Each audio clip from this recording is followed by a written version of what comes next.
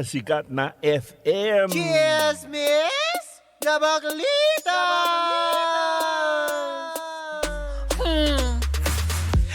Same. Mali.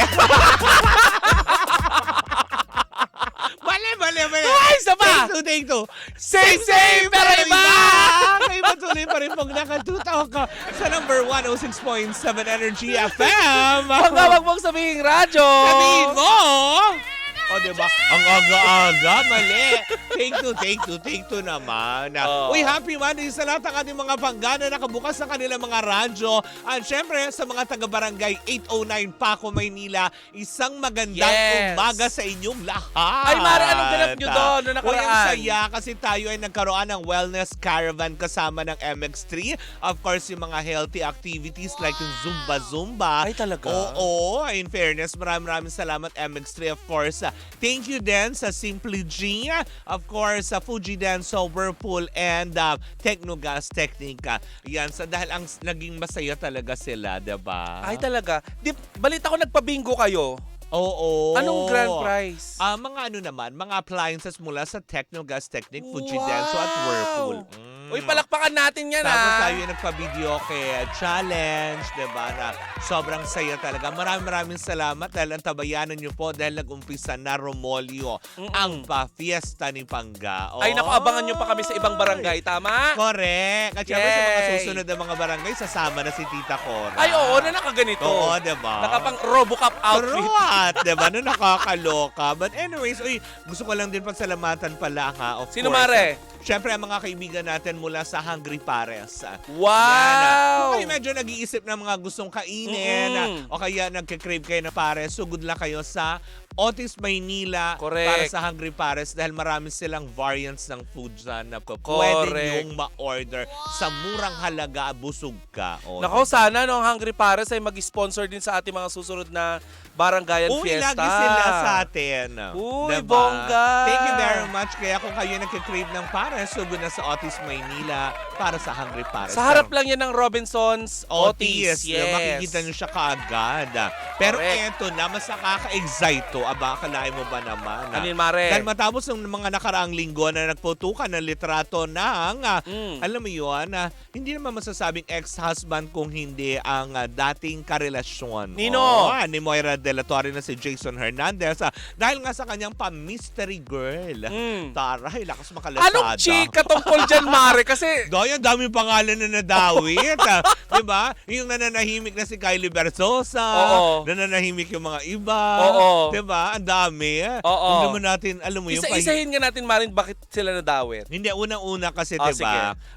Kumaga parang binigyan linaw kasi nga dahil nga sa mga kasuotan. Correct. Dahil nga walang face reveal eh. Diba? Kumaga nadawit siya ng pangalan ni Miss Hana Kapinpin.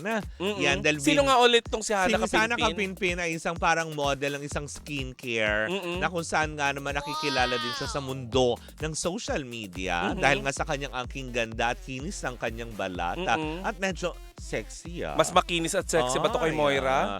Hindi naman. Dahil kanya-kanya naman sila ng Kumaga parang personality, karakter, diba? Kumaga parang hindi natin titignan yan sa physical na kaanyuhan. Kung hindi sa ang bawat isa sa kanila ay may angking talento at ganda. O, diba? Pero eto talaga Mare, nakakaloka. teka lang, natawa ako. Oo. Kasi kasabihan nyo ng mga pangit, hindi nakikita ang totoong ganda sa panlabas. Panloob. Wala tayong Ayaw, wag sinasabing kayong lalabas ng pangit. bahay. Hindi sila pangit. Oo, sige, Diba? go. Pero eto na nga, dahil una, bakit nga ba nabdawit ang pangalan ni Miss Hana Kapinpin? Oo. Dahil nga sa mga kasuotan niyang aksesorya. Tulad na ng bracelet, pinagbasihan, na laging suot naman, which is, alam mo yun, katulad nung babaeng suot din doon sa larawang ipinost si Jason Hernandez, ang bangle na suot niya at ang singsing na laging gamit na aksesoriya. So parang siya ang pinaghinalaan na parang, ikaw to na nakakaloka. Pero, kung babasihin mo naman at bibisitahin mo ang kanyang mga social media accounts tulad sa Instagram at sa iba pa, ay wala kang mababakas na larawan na kasama nga niya or kahit masabihin mo tropa picture eh. 'Di ba usually nagpapa-picture. Walang bakas na Jason Hernandez sa kanya mga social media.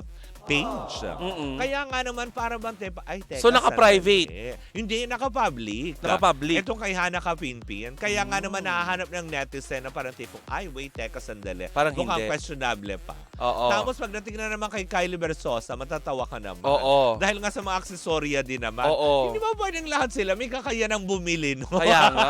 Alam mo, Mare, ayoko na tuloy bumili noon. Parang ayoko din bumili ng mga katulad.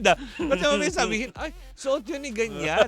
Pinagtutugma-tugpa nila. Pero Oo. eto, Mare, Oo. ang kinaloka ng mga netizen Ano yun, Mare? ay isang babae at pangalang Lumutang. Dahil nga, sa nahiwagaan sila na biglang naka-private ang account. Sino to? Ay! Etong si, alam mo, alleged pa lang ha. Alleged. Alleged pa lang, ang pangatlong girl na nadadawit ngayon ay si Miss Sumaya McEvoy. Sino yan? Oy, sa hindi nakakaalam, isa siyang flight attendant ng ating bansa. Tapos, beauty contestera din siya. Oh. Beauty queen din. Oh. Na kumaga parang eto yung naliling sa kanya na ikinahiwaga ng mga tao kasi nga parang nung time na yon kasi nasa Amerika, 'di ba?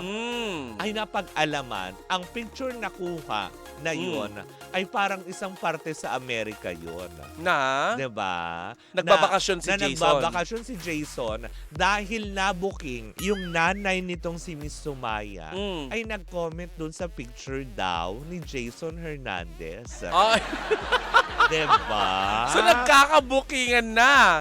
Lalong Correct. tagli-tagli ng mga netizen. Kumbaga napagtahi-tahi na nila na parang, ay teka, sandali. Although Oo. wala silang pictures together, Mhm. kasi walang mahanap ang netizen Mm-mm. dahil bigla daw na nagparang private ng kanyang mga accounts on social media itong si Miss Sumaya. Oo. So, ibig sabihin, ayaw magpahanap. So, parang, ay, teka, among the three, parang ikaw lang ang naka-private ang yung mga social media accounts. Pero samantalang yung dalawa na pilit inuugnay kay Jason Hernandez, ay parang bang naka-public pa din hanggang ngayon.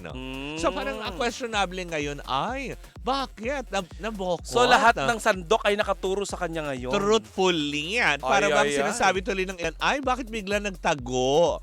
Itong si kung wala naman daw dapat, alam mo yun, ikatakot, bakit kailangan i-private ang mga accounts? Marahil may dahilan nito, Mare. Kung Diba? bakit ganun.